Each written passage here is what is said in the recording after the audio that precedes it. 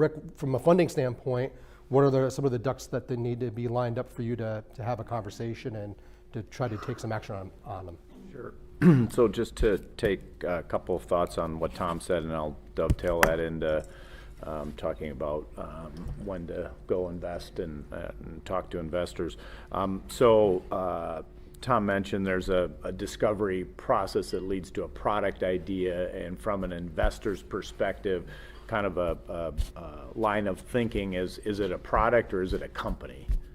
So you may have a great idea for a product, but then the next level is the company, and that has to do with the market size and the business model and stuff like that. But ask yourself that question, because that line will be used by investors when the door gets shut.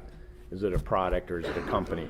And then at Chum's St. Paul group a couple of months ago, one of our speakers used a term that I thought was very good, and it stuck with me: reverse salient. And if you think of in military terms or in sports terms, you have a line moving forward, and there's a weak spot in that line, and that starts to lag everywhere else. So think of it as a tire in a car that starts to balloon out and get a little soft, or a balloon that's soft point. So that soft spot in this line that's moving forward, if you think of a value proposition for a customer set and a lot of things happen, their reverse salient is where you should focus your ideas and energy on solving that problem, because if you solve that problem, now you make their whole system better, and it's not just a point solution, you now improve their whole value chain. So anyway, a couple of thoughts to dovetail on what Tom thought.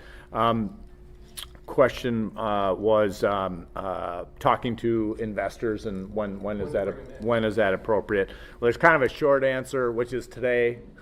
You're at a lunch, there's people here, you get a chance to tell your story 5, 10, 15 times. Tell the story, because you never know who's gonna be interested in what you're doing. You don't know what their neighbor told them last weekend, or what have you.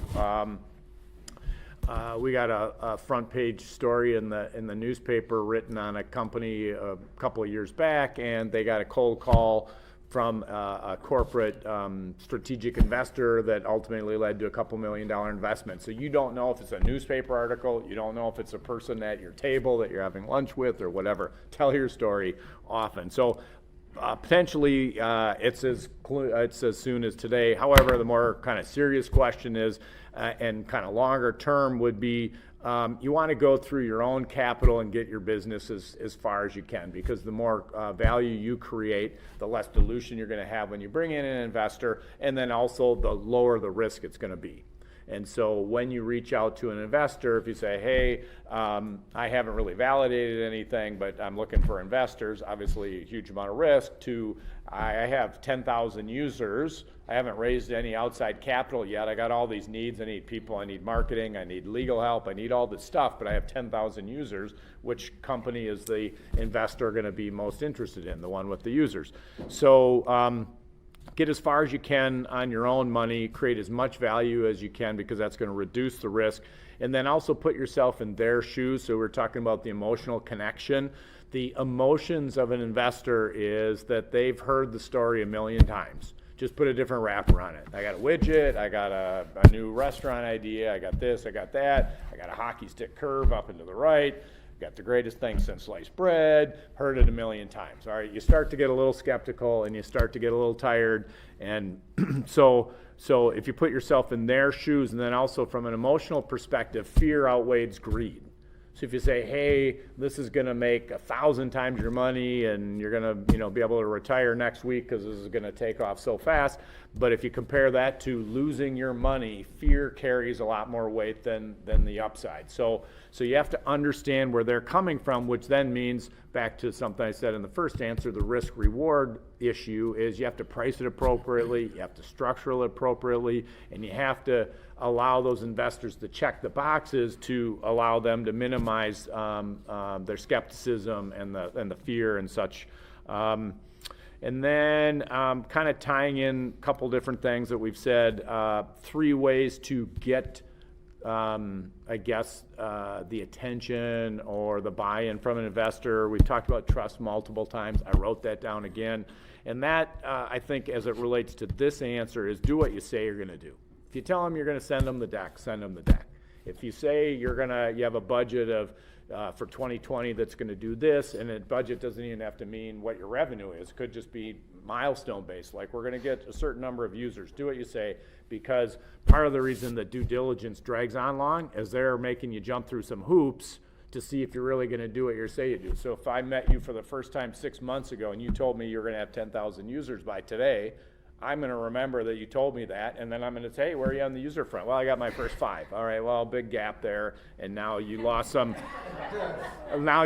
credibility. So that building that trust comes from getting over the hurdles of doing the things that you said. The emotional connection we've covered a bunch of times, and then the story. Think through the story. And the story, obviously you gotta be truthful and authentic, and those things will come out. If you say something you're not, that's not going to work. But I use an analogy or the example. Look at the companies that have won the Minnesota Cup over the last 12 years. Just go out there and look. It's almost like it's a Hollywood script.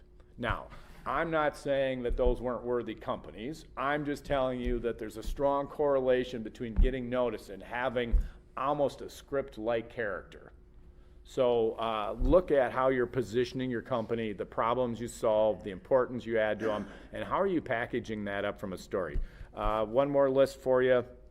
The easy way to think of is friends, family, angels, corporate investors, VCs. That's kind of the easy, low-hanging fruit, kind of obvious. But to get off the beaten path, I've got a list of 8 here. There's a lot of contests and prizes where money's available, like the Minnesota Cup. Crowdfunding, whether you're doing it for equity and or products or marketing perspective, that's a category. Getting money, raising money from your customers, getting people to pre-order things, run a sale, get people to pay early on. That's number 3. Number 4, vendors.